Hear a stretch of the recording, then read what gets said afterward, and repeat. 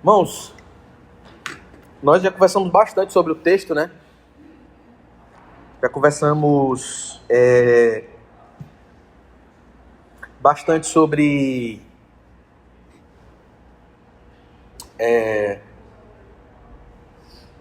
inclusive semana passada, né? Conversamos muito sobre... Teve até um debate acalorado aqui, foi muito interessante. Só que nós não vamos entrar novamente naquele debate, porque aquele assunto não envolve a nossa aula. Não envolve. O que acontece no estado intermediário? Nós chamamos teologicamente estado intermediário, né? Quando um crente morre, como ele está? Em santidade plena ou não? Enfim, não é tão simples assim, certo? Mas se vocês quiserem conversar depois, a gente pode conversar depois um pouquinho ali no café.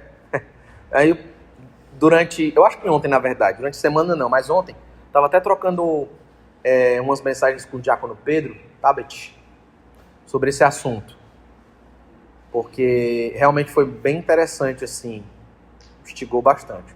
Eu tô com vontade de falar, só que eu não vou falar. Me segura, Deus. Vontade grande de falar, porque é um assunto muito importante. Mas numa outra ocasião a gente trata dele, certo? Bom, vamos lá. Você que está com o slide aí, ou não, tem um slide aqui, certo? O título da nossa aula é: Que geração irá testemunhar o fim? O fim, né? Não um fim, mas o fim, certo? Que o Senhor Jesus declara aí. Que geração? O propósito dessa aula é fazer uma investigação exegética sobre Mateus 24 e 34, certo? Entendendo os limites de tempo da profecia e a infalibilidade das escrituras. Bom, os irmãos lembram que o início das nossas aulas, do nosso estudo, né? Esse novo período, estudando escatologia, tem como um propósito responder aos céticos. E tem como ferramenta de resposta aos céticos o preterismo parcial. Entendendo que o futurismo não ajuda a responder os céticos. A exemplo, Bertrand Russell. Acho que eu nem citei certo. Bertrand, não é Bertrand, é Bertrand Russell. Foi um matemático, filósofo inglês e tal. Enfim. Ele escreveu um livro, Por que Não Sou Cristão? No livro, ele faz uma longa crítica a Jesus, afirmando que Jesus é um falso profeta, porque o que ele falou em Mateus 24 não se cumpriu. Os futuristas... Agora calma, né? Claro, Bertrand Russell, ele fala isso como um leigo, como um ignorante, como um cético, como alguém que não foi honesto, minimamente honesto. Porque se ele fosse minimamente honesto, ele teria procurado livros de escatologia e ele obteria a resposta. A resposta no preterismo parcial, que já existia. Ele não foi honesto. O que é muito comum no meio de céticos, de ateus, de descrentes, de ímpios. A desonestidade intelectual. Pronto, isso caracteriza Bertrand Russell. Realmente, nesse sentido, tá? Nesse sentido, ele foi um desonesto intelectualmente. Ok? Agora, o futurismo surge, só para revisar. Ele surge e os futuristas se acham os paladinos da verdade. Não, nós vamos defender. Veja, você está errado. Você que espera o cumprimento de Mateus 24, continue esperando, porque não cumpriu ainda. Com base em que eles afirmam isso? Não é com base exegética. Não é com base nas escrituras. Eles afirmam isso com base em achismo. Adotaram uma posição e entenderam, bom, essa é a nossa posição, essa é a posição correta, sem fazer uma crítica à própria posição. Então pronto. Tudo que envolve profecia, que Cristo declarou, isso aqui é futuro. A perspectiva é futurista. Nós apresentamos essa perspectiva como a perspectiva errada. É uma perspectiva que não mostra a robustez teológica e profética de Cristo Jesus. E vai contra a infalibilidade bíblica, que é questionada pelos céticos. Dentre eles, já mencionado aqui, Bertrand Russell. Ok? E nós já conversamos bastante sobre as perguntas. Nós já conversamos aqui sobre o evangelho ser pregado, né, nos versículos até o 14, de Mateus 24. Depois iniciamos tratando da grande tribulação. E então, concluímos ali no versículo 28, iniciando o 29, né? Chegando até mais ou menos aí o 34, mas na verdade nós não chegamos nem a concluir realmente a aula passada, porque nós iríamos tratar ainda da figueira, não é? Porque assim, veja, Jesus, ele fala até o versículo 31 de sinais que aconteceriam. Do versículo 32 em diante, ele fala da expectativa, ele fala do modo de espera que os seus ouvintes deveriam ter após ouvirem a sua declaração profética. Por isso ele começa a usar símbolos. Aqui, em Mateus 24, 32 em diante, Jesus, só para resumir, né? Jesus, ele fala da figueira, por exemplo. Ele usa a parábola da figueira. Ele fala, né? Aprendei, pois, a parábola da figueira. E ele usa a figura da figueira como uma parábola. É algo metafórico, não é? É como se o Senhor Jesus Cristo estivesse utilizando um método, e na verdade não é como, isso é real, ele usava como um método didático para ensinar algo. Então ele pegou a figueira e o seu exemplo para expressar como se daria isso. Bom, esses sinais devem ser observados por vocês como algo que aproxima para este fim, ok? E ele vai continuando aí até falar então no versículo 34, que é o nosso versículo chave para hoje, o seguinte: em verdade vos digo que não passará esta geração sem que tudo isto aconteça, diz a palavra do Senhor no versículo 34, certo? 24, 34. Eu quero só o seguinte, irmãos. Eu quero que os irmãos compreendam o seguinte. Entre os preteristas parciais, há algumas divergências. Parciais, tá? Porque os irmãos já entenderam que o preterista total, ele é um herege, certo? Ele não crê na ressurreição, ele não crê num julgamento de toda a humanidade, dos eleitos e dos preteridos, enfim. Não crê... Oi? Não. Muito bom, é isso mesmo, Wilson. Não crê na... Então, vamos colocar esses 3 pontos, né? Não crê na volta de Cristo, que o Wilson mencionou. Não crê na ressurreição dos mortos. E não crê no julgamento. Certo? E outro também que pontua aqui. Não crê na derrota do último e grande inimigo. A morte. Certo? Que, óbvio, é um fruto do pecado, né? Já mencionado lá em Gênesis. Olha aqui. Quebra esses 3 pontos que são ortodoxos. Que até romanos, católicos romanos acreditam assim. Certo? Eu quero que os irmãos entendam o seguinte. Deixando os preteristas totais aqui e observando os preteristas parciais. Aqueles que creem que essa profecia se cumpriu e algumas outras profecias no Novo Testamento. Certo? Por isso a palavra preterismo, né?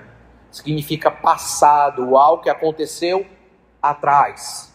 Aconteceu para trás. Essa é a ideia do nome preterismo, tá? E preterismo parcial, porque algumas coisas que aconteceram para trás foram declaradas antes de existirmos hoje, já se cumpriram. Essa é a ideia.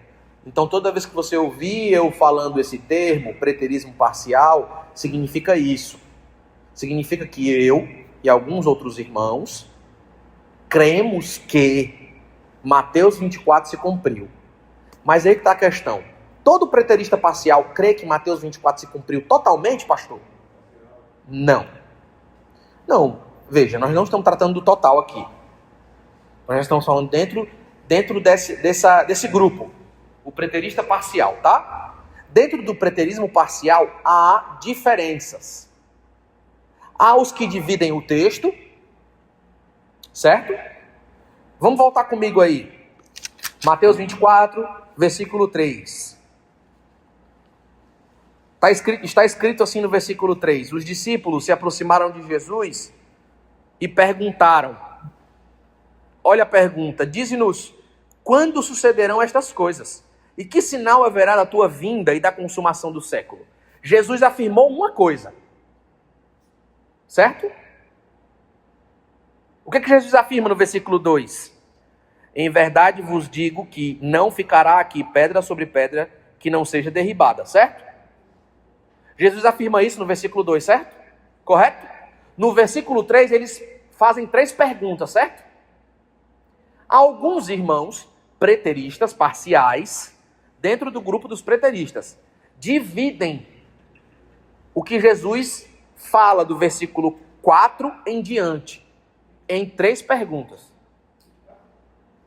No capítulo 24, do versículo 4 em diante, Jesus começa a responder, né? Porque eles perguntam, quando sucederão estas coisas, que sinal haverá da tua vinda e da consumação do século? Eles não fazem uma pergunta? Mesmo que não tenha interrogação aí, é uma pergunta. 24, versículo 3. Na parte B do versículo, tá? De Mateus 24, versículo 3, na parte B do versículo está escrito assim, ó. Vamos ler o versículo todo, tá? No Monte das Oliveiras achava-se Jesus assentado, tá bom? Mateus 24, versículo 3. Aí ele continua, quando se aproximaram dele os discípulos, em particular, lhe pediram, os discípulos pediram, Senhor, o Senhor falou isso aqui para a multidão, para algumas pessoas que ouviram, não ficará pedra sobre pedra desse templo, certo? Não ficará pedra sobre pedra desse templo. Por favor, nos diga, Senhor, quando isso vai acontecer, que sinal será da tua vinda e da consumação do século? Diga-nos isso, por favor. E Jesus começa a responder. Alguns irmãos, aí segura um pouquinho aí, irmão, segura um pouquinho. Alguns irmãos, dentro do que nós chamamos de preterismo parcial, entendem que Jesus responde essas 3 perguntas. Alguns irmãos entendem que Jesus divide. Primeiro ele fala da queda do templo de Jerusalém, depois ele fala da sua vinda e depois ele fala da consumação dos séculos, do fim do mundo. Certo? Alguns irmãos dividem assim. Outros irmãos preteristas parciais dividem em 2 momentos.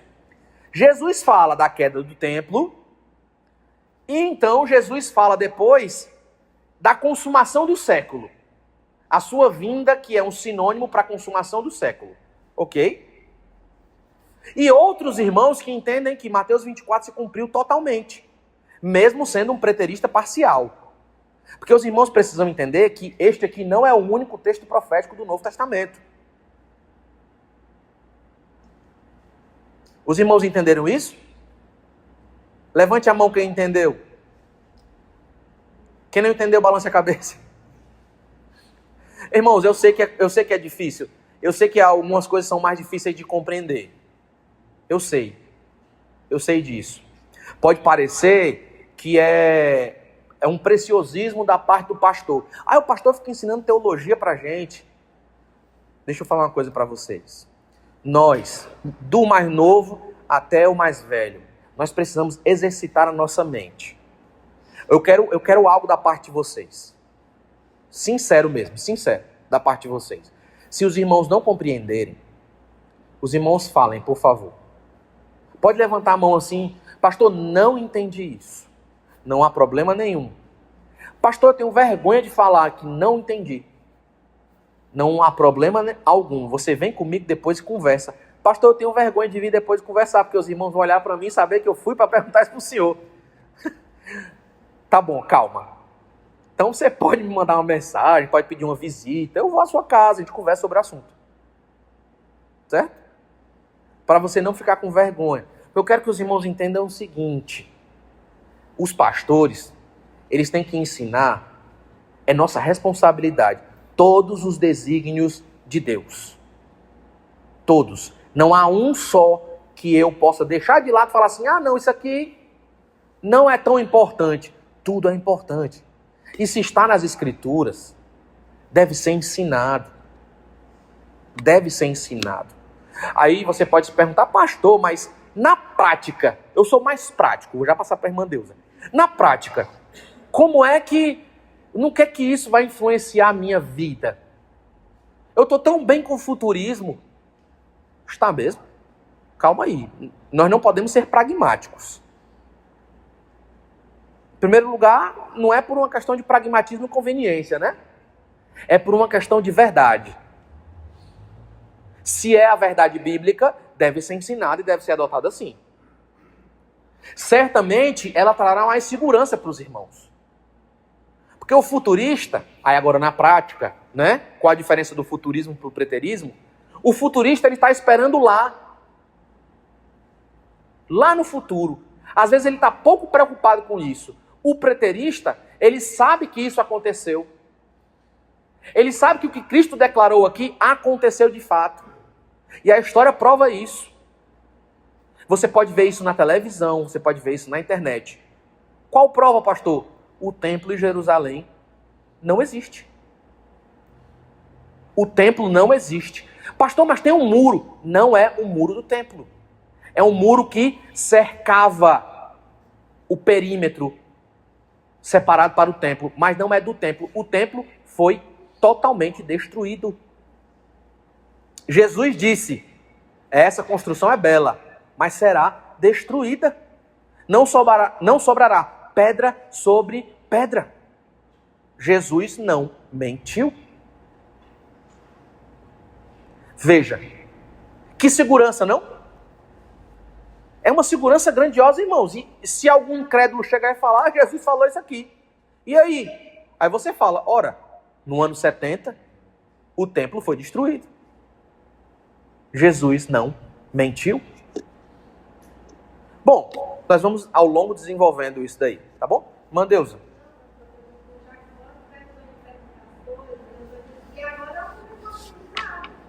É isso aí, meu amigo. É isso mesmo, Jacques. É isso mesmo. É. E a senhora expôs o bichinho. É, Jacques? Foi bem a irmã Deusa falando, olha, eu vou falar de ti. Não há problema algum, meu amigo. Você sabe que pode perguntar, viu? E os irmãos também. Fiquem à vontade, por favor. Bom, mas eu quero que os irmãos compreendam isso. No meio dos preteristas há isso. Aos que... Paulão, pode falar. Talvez eu fuja um pouquinho, mas... Certo. Nos corredores aqui, a gente conversando, eu sempre pergunto ao ministro qual a implicação prática nessa verdade preterista parcial para o futurista. Que implicação ela tem na nossa vida aqui enquanto igreja diariamente? Eu sempre pergunto, eu sempre imagino. E nessa troca de respostas, a gente conversando, eu noto que o futurista, aquele que espera as coisas acontecerem, ele normalmente faz... Fica mais de braços cruzados. E isso tem um impacto negativo dentro da nossa igreja. Claro. Não há um avanço do reino, porque ele espera que o reino venha. Sim. Ao passo em que, depois que a gente começou a discutir esses assuntos, né, a questão do preterismo parcial, de uma visão mais pós-iluminista, escatologicamente falando, sim, ele encontra aqui algo que impacta mais positivamente na vida da igreja. Que é essa motivação de nós sairmos das quatro paredes do nosso tempo e proclamarmos o avanço desse reino. Sim. Os sonhar e tudo isso. Eu acho que vai fugir um pouco da nossa aula. Mas só para os irmãos compreenderem algo que eu preciso pontuar. Né? Um pós-milenista é uma pessoa que acredita que o cristão tem que pegar em arma e ir pela rua e botar uma arma na cabeça da pessoa e forçar o outro a ser cristão. Não. De forma alguma. Seria muito fácil. Mais parecido com os muçulmanos. Seria muito fácil. Um pós-milenista é alguém que crê no poder do evangelho. A arma que nós temos, irmãos, é o evangelho. Eu creio nisso. Eu creio no evangelho. O evangelho transforma as pessoas. Os irmãos que estão aqui são prova disso. Ou não? O Senhor fez isso nas suas vidas, nas vossas vidas. Fará na vida de tantos outros. Agora, como um diácono, amigo, falou certa vez, pastor, nós precisamos descruzar os braços e jogar de lado, deixar de lado a vergonha e pregarmos o evangelho. Muitas vezes nós não pregamos o evangelho por medo de rejeição. E se eu falar do evangelho para tal pessoa, a pessoa vai achar que eu sou chato, que eu sou crentão, que eu me acho. Se eu pregar o evangelho, né? Se eu pregar o evangelho, vão achar que eu sou o santarrão, que eu quero ser o santarrão. Se eu pregar o evangelho, a pessoa vai dizer assim, poxa, a nossa amizade era tão boa, agora eu não quero mais conversar com você. Se essas são as motivações para eu não pregar o evangelho, isso depõe contra mim. Não é verdade, irmã Marta?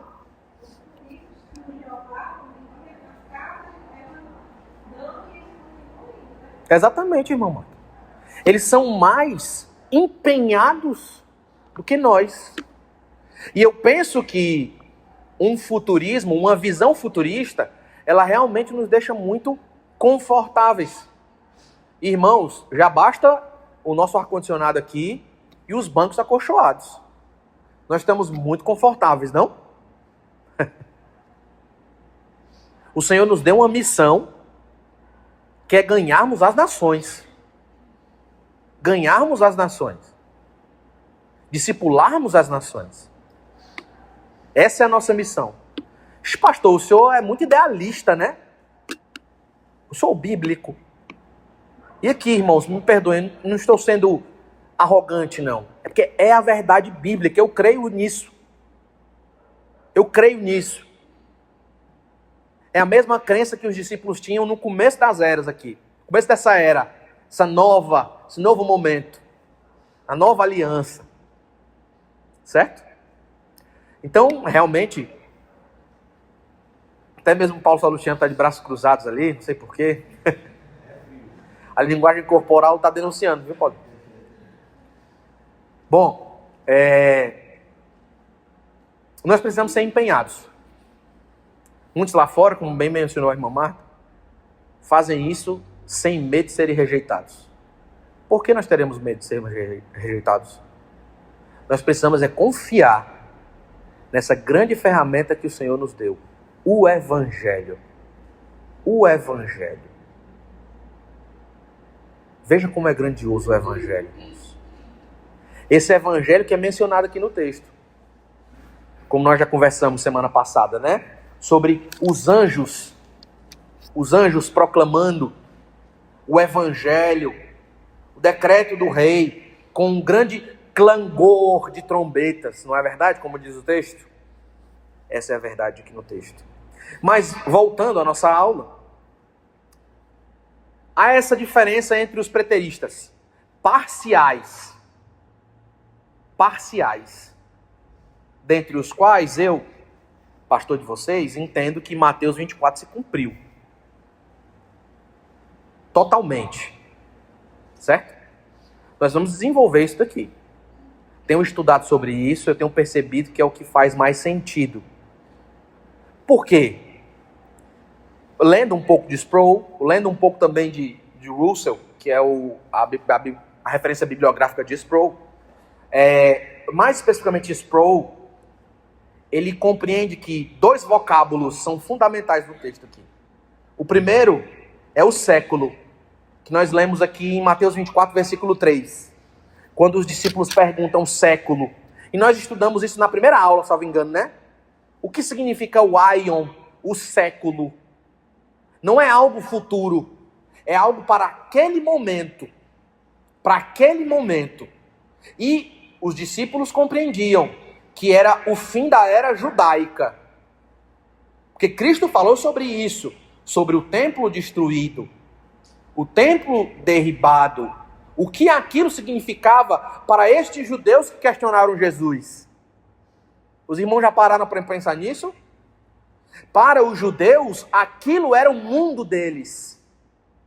O templo, Jerusalém. Se eles perdessem aquilo, irmãos, o que eles teriam?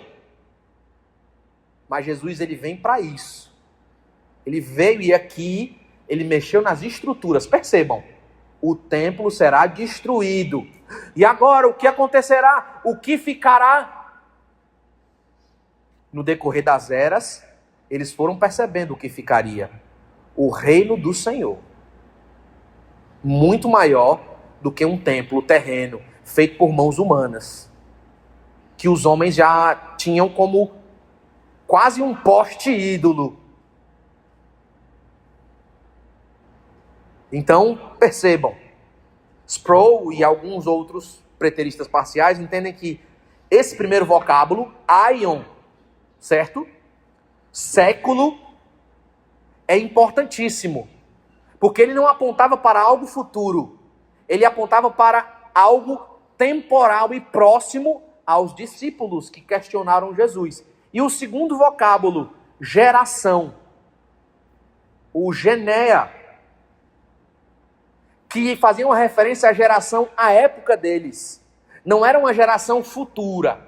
Na nossa aula de hoje, que geração irá testemunhar o fim, eu vou apresentar para os irmãos a perspectiva que alguns possuem sobre essa ideia de geração. E como esses forçam. Os futuristas forçam muito essa ideia de geração. E espiritualizam. Olha que coisa. Eles tornam a ideia de geração aqui como algo idealista, algo espiritualizado, algo para além do que uma leitura e um estudo exegético no texto original, no grego, nos ajuda a compreender.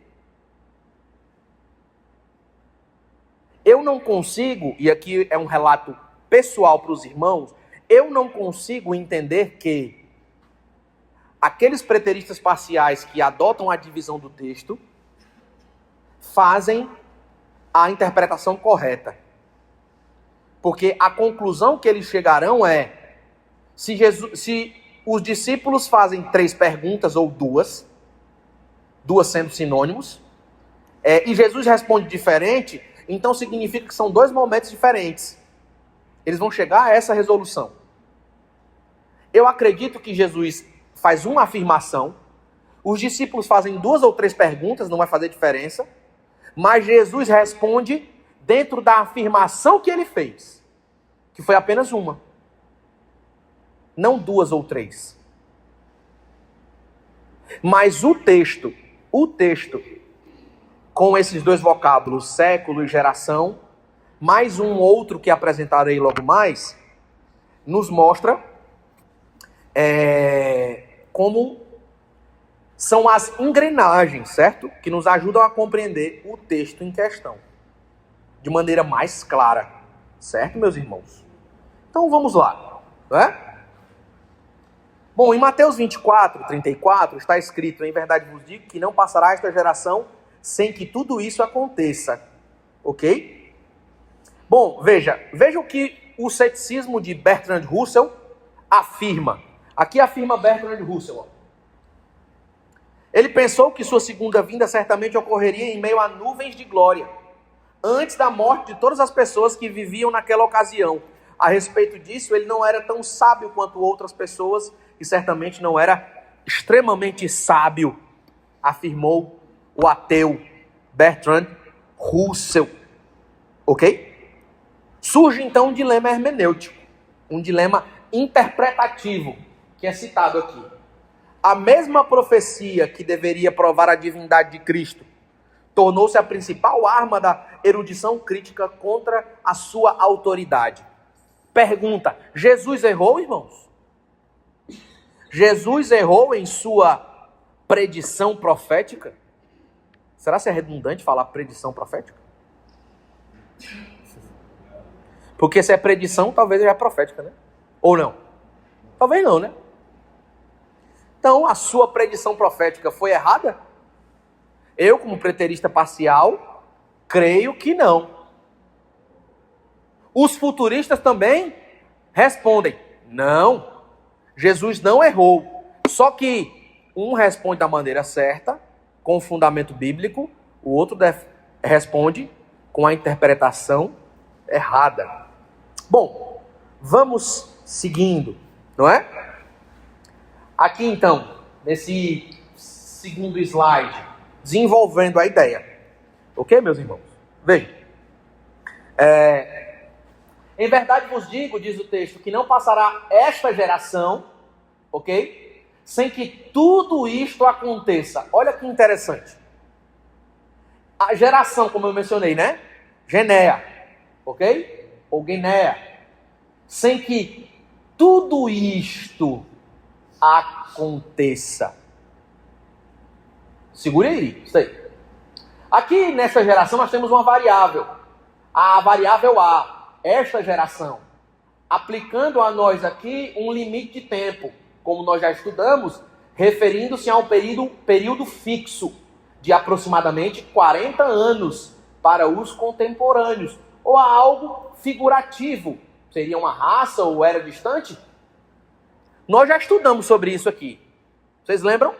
Salvo engano, na primeira ou na segunda aula. Quando Jesus fala geração, ele faz uma referência a aproximadamente 40 anos.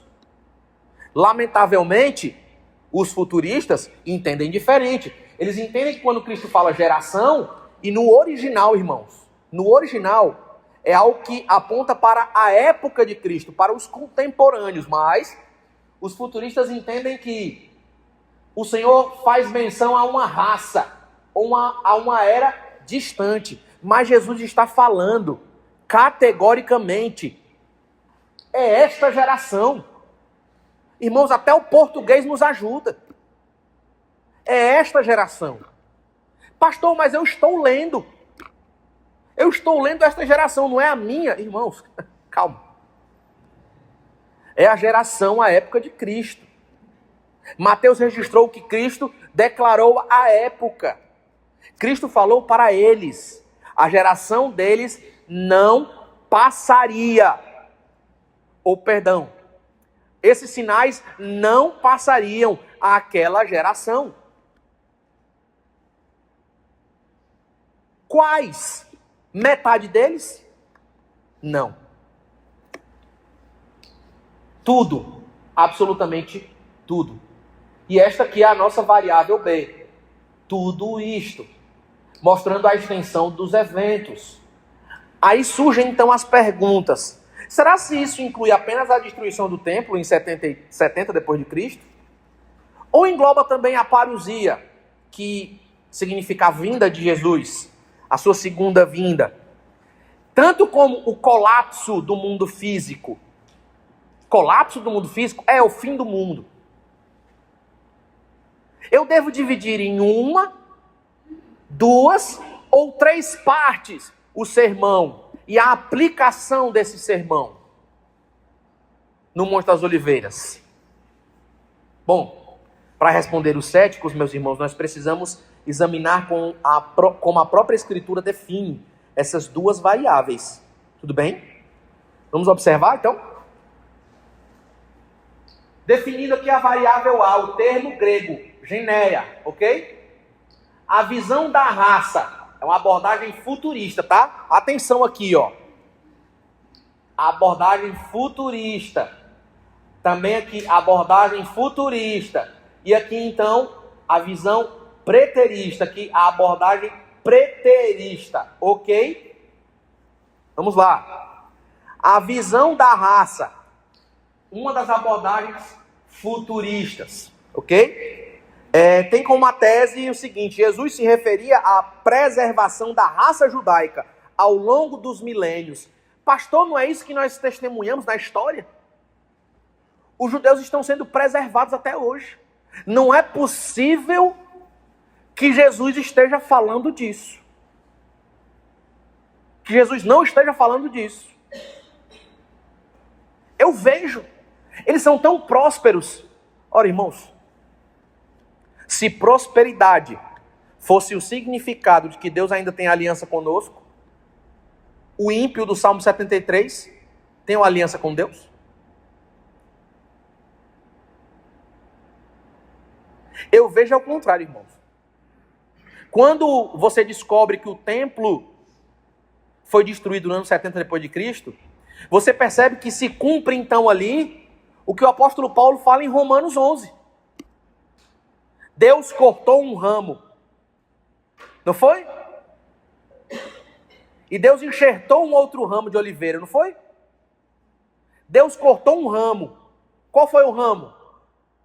Israel. O Israel étnico. O Senhor cortou. Em Romanos 11, o apóstolo Paulo fala isso, meus amados. Isso é inegável. Significa que Deus não tem mais aliança com Israel étnico.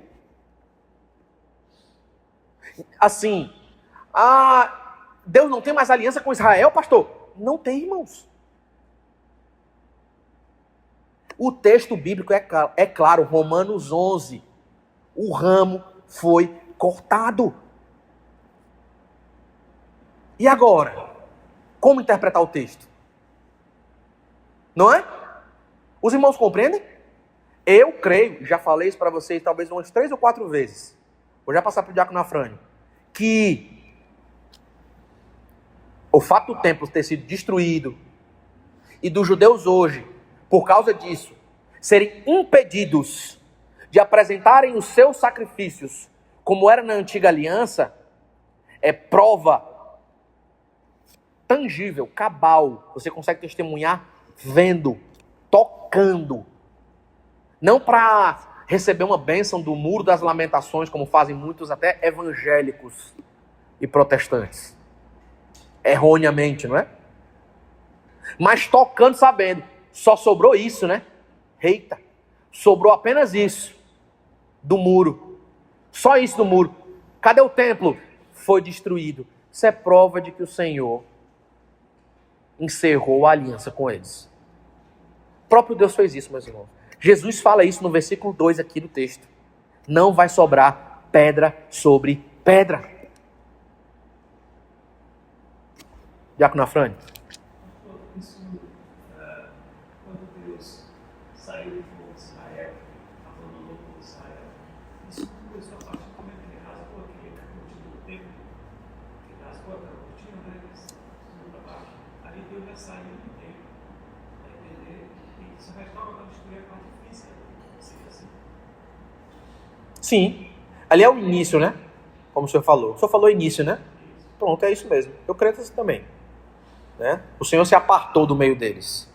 Já foi o início ali. Né? Tanto que os fatos que sucedem esse acontecido, na verdade, até a ascensão do nosso Senhor, né? São fatos que já envolvem isso daqui, né? Essa profecia que o Senhor declara. A perseguição da parte dos judeus, depois a perseguição da parte dos romanos, né? Para com os cristãos. Aí, depois, historiadores relatam a perseguição dos romanos contra os judeus também. E o cerco em Jerusalém, como registra Lucas no Evangelho, no texto sinótico, né, paralelo a esse aqui. E por aí vai. Mas aí já foi o início mesmo. Aí já foi o início. Não estou no meio de vocês. Né? É isso mesmo. Agora veja, vamos refutar aqui. Esses irmãos futuristas, que têm essa visão da raça, eles forçam o texto. Eles forçam. A palavra grega específica para raça ou nação é genos, não genea, geração. Há uma forçação do texto bíblico. Ok? seguimos aqui para outra visão futurista, a abordagem futurista por si mesmo. Qual a tese deles? Não, veja. Quando Jesus fala aqui no versículo 34 de Mateus 24, ele refere-se a uma geração futura, uma geração no fim dos tempos, que veria os sinais começarem. Ninguém viu ainda esses sinais. Isso acontecerá. Há uma refutação exegética também para isso. Jesus usou o pronome demonstrativo de proximidade. Esta e não aquela geração. Se é esta geração que o Senhor declara, nós vamos esperar outra? O texto em português já nos ajuda, meus amados. Agora, qual a visão correta, pastor? Por favor, me apresente. A visão preterista, no sentido léxico, o sentido de fato, da palavra. Bom, veja a tese. Quando Jesus fala isso, sobre geração, não é? Ele fala do significado, ele apresenta uma expressão que significa algo real para os seus contemporâneos. Quando Jesus fala isso, eles compreendem. Olha, isso vai acontecer logo. Dentro de 40 anos isso vai acontecer. Dentro de 40 anos, pode esperar. Isso acontece. Como chegamos a esse veredito? As escrituras são claras nesse sentido. São claras. O texto bíblico grego nos ajuda. Por isso, me perdoem, irmãos, né? A visão futurista, ela é uma visão que é errônea na sua interpretação. Totalmente. Interpreta-se o texto de maneira errada. E certamente as implicações são erradas. E são danosas para a igreja. Ao longo da história, muitos irmãos creram desse modo. Ok? Não somente presbiterianos, reformados, até mesmo batistas, até mesmo alguns pentecostais também, pais da igreja, ok? Crendo como preteristas parciais, certo? Agora veja, o dicionário teológico do Novo Testamento confirma que Genea, não é? Eu vou usar a expressão desse modo, vamos expressar assim. Significa geração no sentido de contemporâneos, não de raça. O que poderia, na sua implicação, levar em conta uma raça ser mantida ao longo das eras. Forçar o texto com essa ideia de raça é complicadíssimo, irmãos. É complicadíssimo. É mudar um tio das Escrituras. É mudar a palavra de Deus. E nós não podemos. A pessoa tem que ser, no mínimo, honesta. Eu não consigo entender desse jeito. Tudo bem. Mas você não pode dizer que a sua posição futurista está correta. E você não pode dizer que Geneia aqui é Genus. Não pode mesmo. Isso é terrível. Terrível mesmo. Certo? Bom, continuando aqui, não é? Vamos lá para o argumento contextual, certo? Como Jesus usa a expressão? Veja, os contemporâneos de Jesus aqui no século I. Olha, em Mateus 23, versículo 33, travei aqui. Está escrito assim: todas essas coisas hão de vir sobre esta geração. Há um contexto. E o Senhor usa a mesma expressão ali. Qual é o contexto? Em Mateus 23, 36. O julgamento iminente pronunciado especificamente sobre os fariseus daquela época. Ninguém vai aplicar isso para o futuro, ou vai? Por que Mateus 24 se aplica? Entre os futuristas. Não é verdade? Agora, em outro momento, lá em Lucas 11, 50. Não, vamos Marcos 3, Marcos 8, 38. Pela ordem, né? Que nós encontramos nas nossas Bíblias. Em Marcos 8, 38 está escrito: qualquer que nesta geração adúltera e pecadora se envergonhar de mim. Veja, aqui Jesus ele usa um atributo moral direto aplicado aos seus ouvintes hostis. Esta geração, a época ali, adúltera e pecadora. Jesus está falando sobre eles. Aí por que nesse texto nós usamos aí, mas em Mateus 24 não. Esta geração é a geração lá. Por quê? Em Lucas 11:50, para que desta geração se peçam contas do sangue dos profetas. Aqui é apresentada uma exigência aos judeus vivos daquela época. Não uma raça milenar, irmãos. Ah, pastor, então por que Jesus não cobra dos antepassados deles? Porque eles vivem como os antepassados. E eles não podem culpar os pais deles ali. Ah, a culpa foi dos nossos pais, Jesus. Tem nada a ver com a gente. Eles viviam igual, meus irmãos. Se trilhavam o mesmo caminho. Mesmo. Por isso o Senhor os cobra. São responsáveis tanto quanto os seus antepassados, os seus pais. Por que nessas três referências, esta geração diz respeito aos seus ouvintes imediatos, aos seus contemporâneos no século I, e em Mateus 24 não? Não é uma boa pergunta, irmãos? Porque só em Mateus 24, esta geração é algo para além da Igreja Presbiteriana Cairóis na Vila Manuel Sátiro em 2026. Por quê? Stuart Russell, que é a referência bibliográfica de Sproul, ele sintetiza, ele diz que em 99% das vezes qualquer pessoa compreenderia imediatamente que Jesus estava delimitando o evento ao período de vida daquela audiência. Você lê e você entende. O português nos ajuda. Aqui o tradutor acertou. Esta geração é esta geração mesmo, meus irmãos. Não tem diferença não. É isso aqui. Graças a Deus. Certo? Agora vamos observar aqui, dois nós. Dentro do limite de tempo em outras profecias, tá? O nó 1 e o nó 2. Em Mateus 10, 23 está escrito: não acabareis de percorrer as cidades de Israel até que venha o Filho do Homem. Há um comentário teológico sobre o texto. Aqui, Jesus delimita a vinda do julgamento para antes da conclusão da missão local dos 12 apóstolos. Dentro desse período de uma geração. Ok?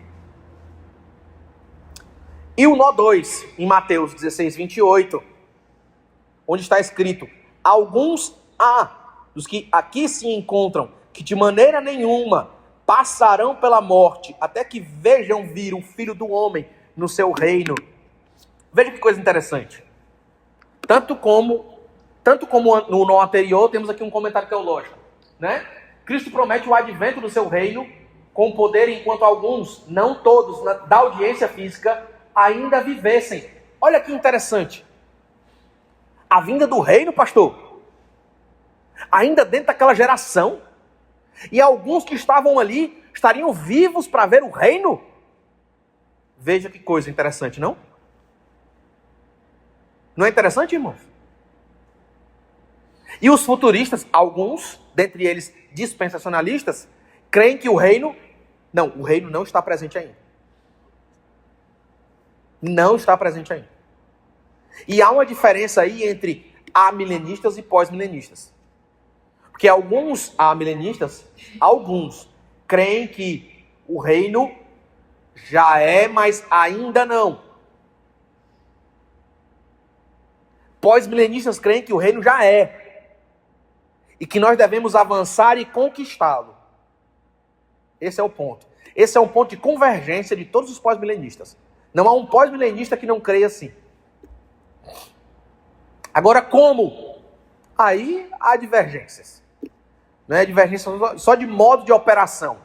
Porque todos creem do mesmo modo. É avançando o evangelho entre as nações. Não há para onde correr.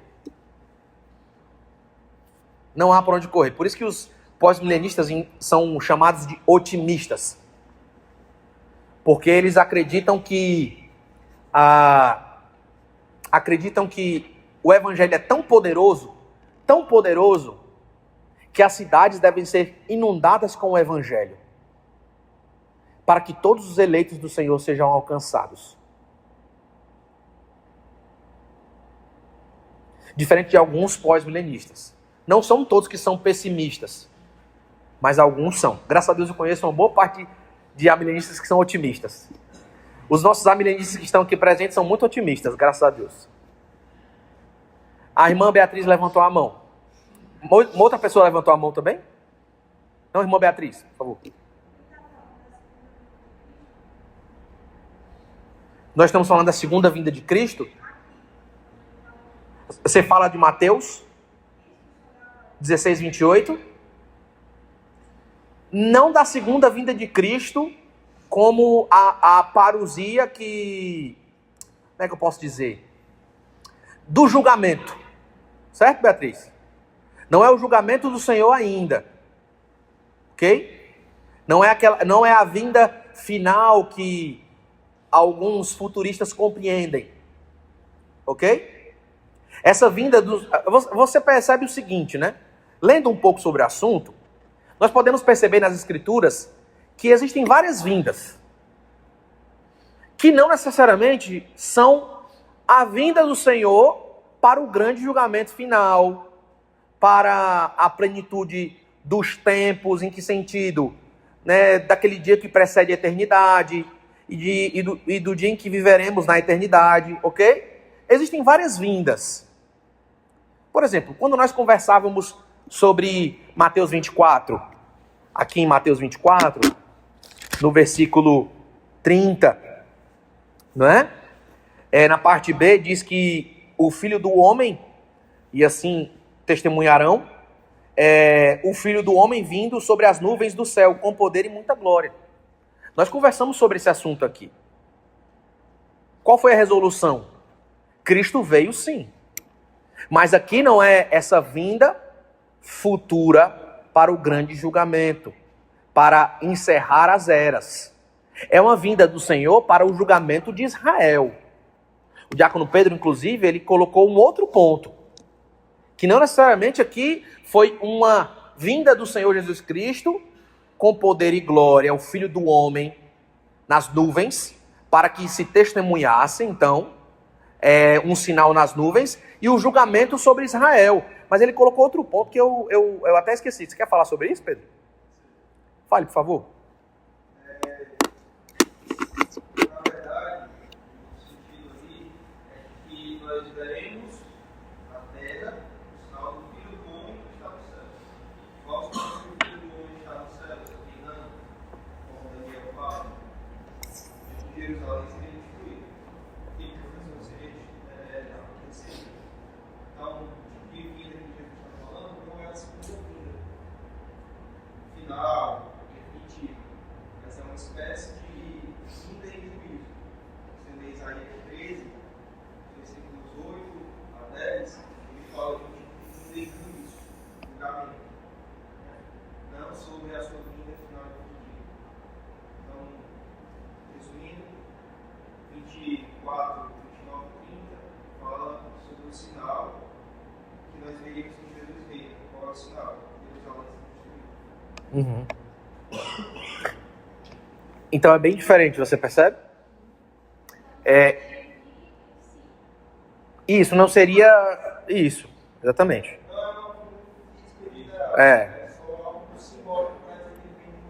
Isso. Assim, isso é um consenso entre os preteristas parciais, certo? Isso é um consenso. Agora, como se dá isso, né? Tem um irmão que é professor de escatologia na internet, Fabrício Marques, né? Que eu não sei quem conhece aqui, o seu canal, é um canal muito bom, ele é um irmão batista, e é professor de escatologia, teologia, escatologia. Ele fala de maneira diferente, ele usa até inclusive Joséfo para falar que à época os homens ouviram relatos de pessoas que testemunharam um sinal no céu, uma aparição nos céus. Pode falar, Diago. Mas é porque o que ele fala não está totalmente relacionado com o versículo em si. Certo. Porque Jesus ele fala muito antes assim, que verão sinais do céu. Então ele está falando sobre o cumprimento de uma outra profecia, não literalmente, não tecnicamente sobre 30, né? versículo em si. Perfeito, obrigado. Então percebam, irmãos, essa vinda não é uma vinda que de fato é literal. Pastor, mas eu tenho medo quando você usa essa expressão, não é literal. Significa que eu não estou levando a sério o texto bíblico? Não necessariamente. Porque existe todo um desenrolar interpretativo do texto e dentro do discurso que não tem como forçar essa ideia se você não for um futurista ou talvez um dispensacionalista. Aí você vai negar que Cristo não veio, que esse julgamento sobre Israel não aconteceu. Porque vejam, irmãos, o texto, toda vez que você for partir para Mateus 24, você parte para um texto onde o Senhor declara um julgamento sobre Israel. Certo, meus irmãos? Então, para além de discordâncias, que podem até existir entre preteristas parciais, que eu mencionei aqui, todos esses irmãos, quando vão para Mateus 24, eles vão para Mateus 24, compreendendo que esse texto é um julgamento sobre o Israel étnico. Ok? Todos entenderam isso aqui? Levante a mão quem entendeu.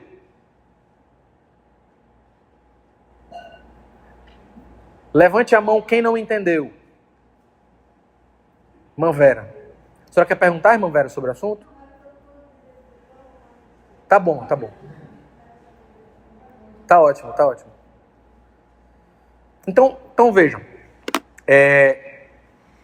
Foi boa a pergunta da Beatriz, né? Porque assim, isso é algo que fica martelando na nossa cabeça.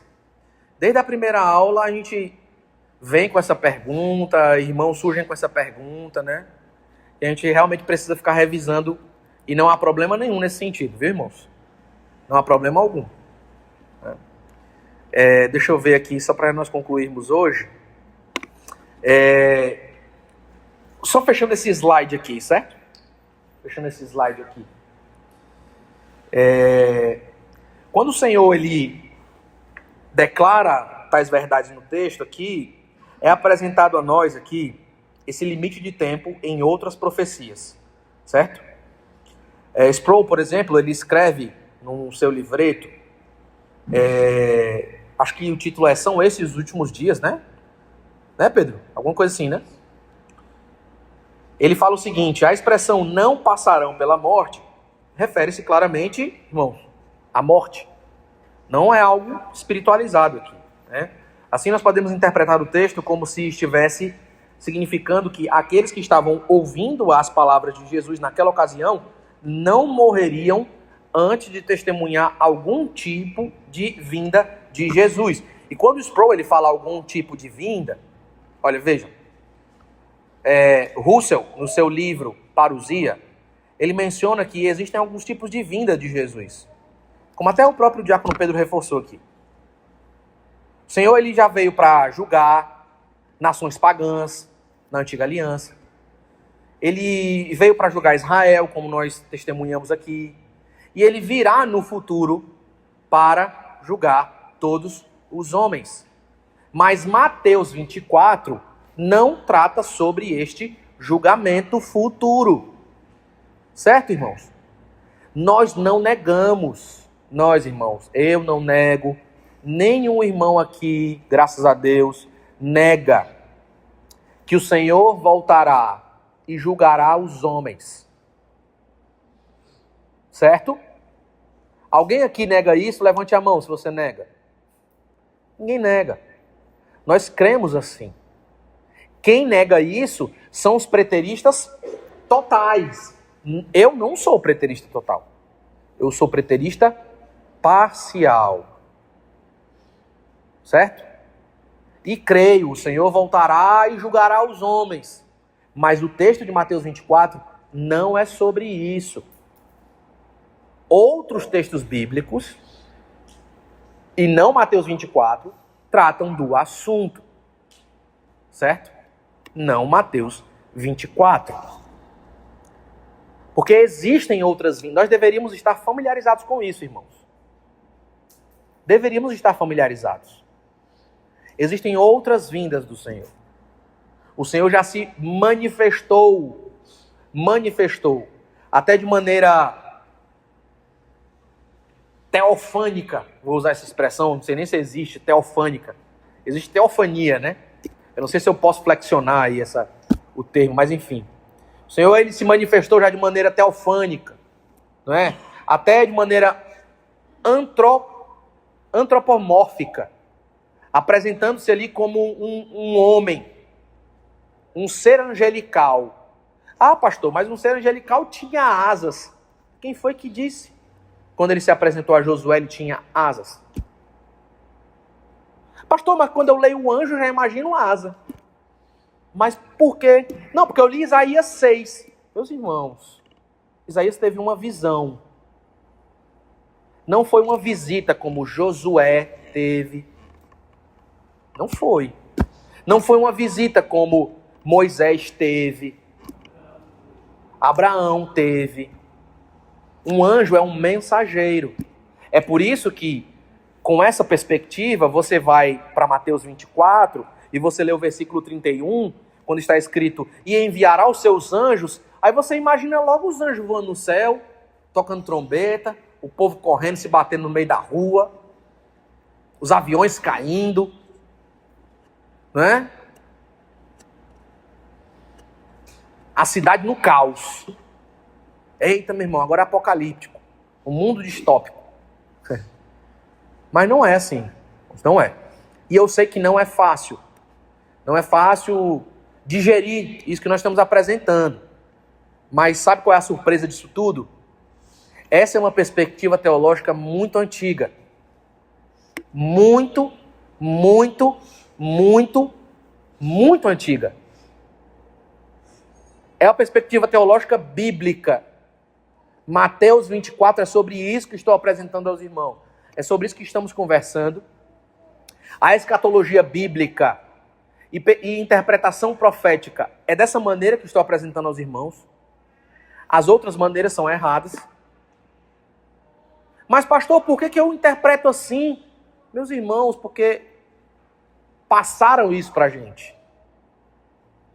Até no meio da presbiteriana, pois é. Não deveria ser assim, mas acontece, não é, irmão? Acontece. Acontece. Não teve algo na sociedade norte-americana, eu não sei se chegou ao Brasil, talvez sim. Atrasado, mas chegou, né? Há décadas atrás, chamada febre satânica. Vocês já ouviram falar nisso? Na febre satânica? Nunca ouviram falar, não? Nos Estados Unidos houve uma febre de que tudo que envolvia rock and roll, né? Tudo que envolvia jogos de RPG, né? Porque envolvia questão de anjos, demônios e orques e magos e tal. Tudo isso era satânico.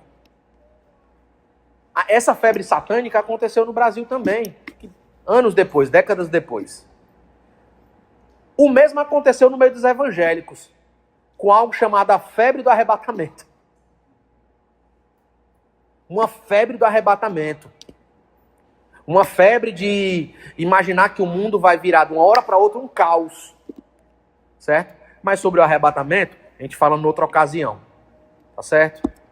Vamos continuar essa aula domingo que vem, se assim o Senhor permitir. Deus abençoe os irmãos.